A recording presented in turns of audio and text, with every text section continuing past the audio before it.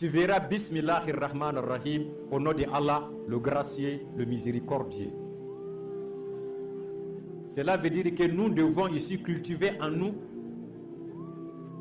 l'habitude et le caractère de Allah subhanahu wa ta'ala, qui est répété maintes fois dans le Saint-Coran. Nous devons cultiver ce caractère-là en nous pour prendre le caractère de Allah subhanahu wa ta'ala. Soyons gracieux, soyons aussi des miséricordes. C'est très important.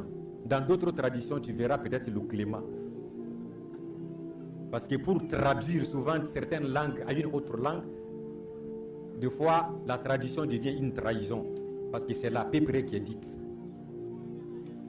Quand on voit la vie de Mohammed sallallahu alayhi wa sallam, c'est Allah qui l'enseigne. Nous ne t'avons pas envoyé pour d'autres choses que pour la miséricorde. Mohammed sallallahu alayhi wa sallam est un prophète de miséricorde.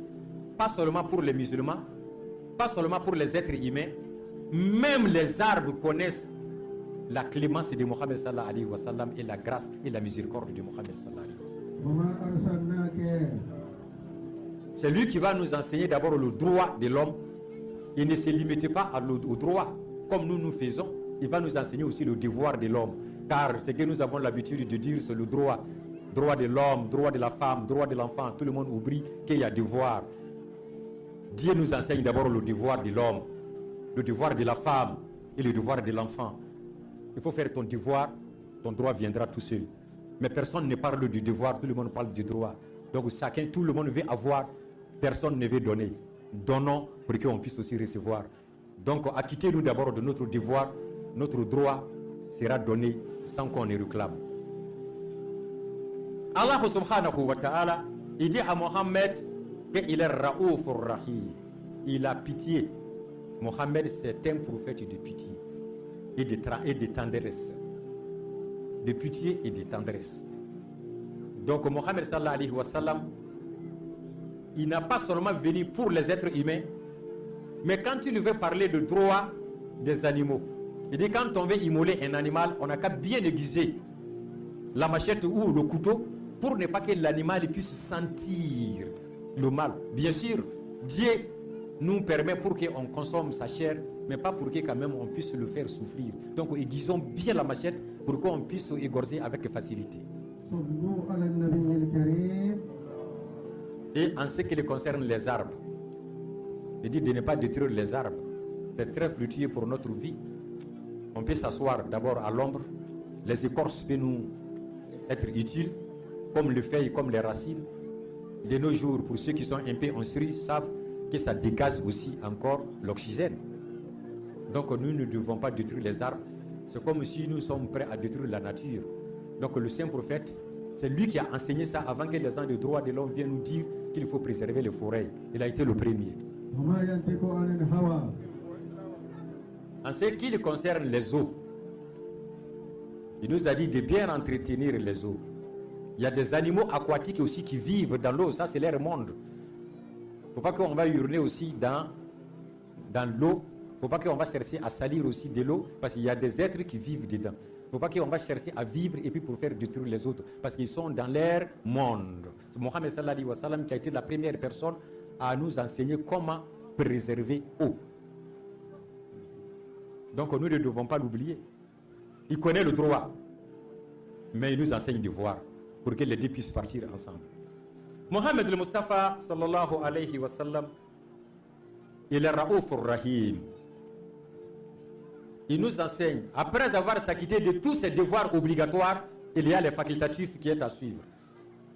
Quand quelqu'un s'acquitte de tous ses obligatoires, en faisant les facultatifs, tu te rapproches davantage de Dieu. Tes yeux deviendront les yeux de Dieu, tes oreilles deviendront les oreilles de Allah, ta bouche deviendra la bouche de Allah, tes mains deviendront la main de Allah, tes pieds deviendront les pieds de Allah. Et c'est Mohammed qui nous enseigne.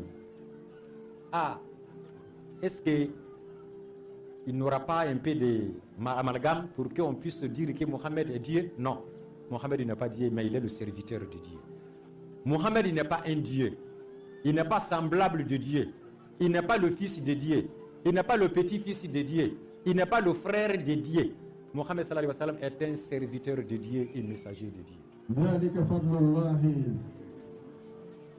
Quand on dit peut-être le fils, des fois on peut comprendre, quand on dit le fils du pays, le fils du pays, ça veut dire que c'est le pays qui a engendré le fils, ou bien c'est le pays qui a accouché.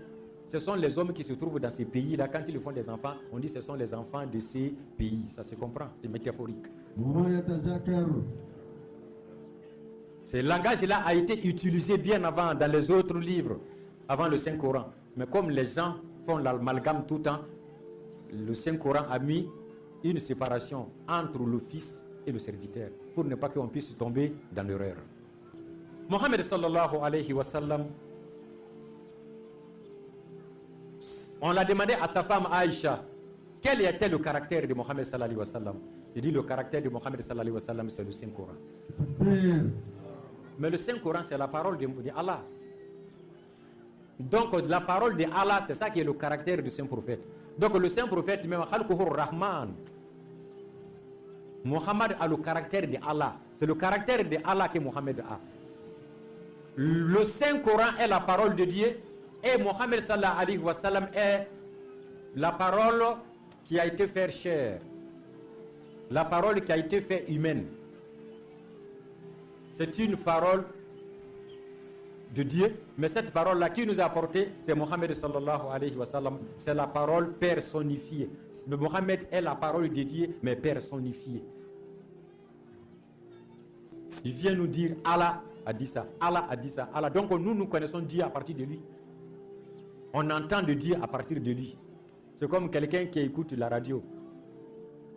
Il dit, qu'est-ce que tu écoutes? La radio. Qui a dit? La radio. Est-ce que c'est la radio qui parle? C'est quelqu'un qui se trouve là, qui parle, mais c'est à travers la radio que lui, il entend. Mais quand tu le demandes, il dit, j'écoute la radio, c'est la radio qui a parlé. J'écoute la télévision, c'est la télévision qui a parlé. C'est pas la télévision qui a parlé, la télévision ne peut pas parler. Ce sont les gens qui parlent et ça transmet par la télé ou par la radio. Mohammed n'est pas Dieu.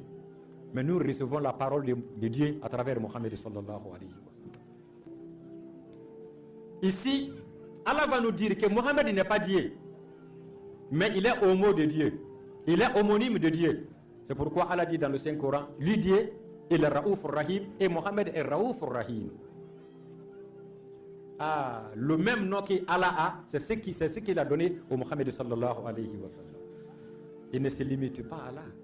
Quand les gens viennent prendre le serment d'allégeance dans la main de Mohammed sallallahu alayhi wa sallam, ils tendent la main droite, paume en l'air.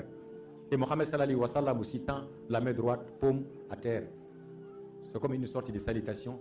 Ils n'ont pas comme on salue notre frère. Non.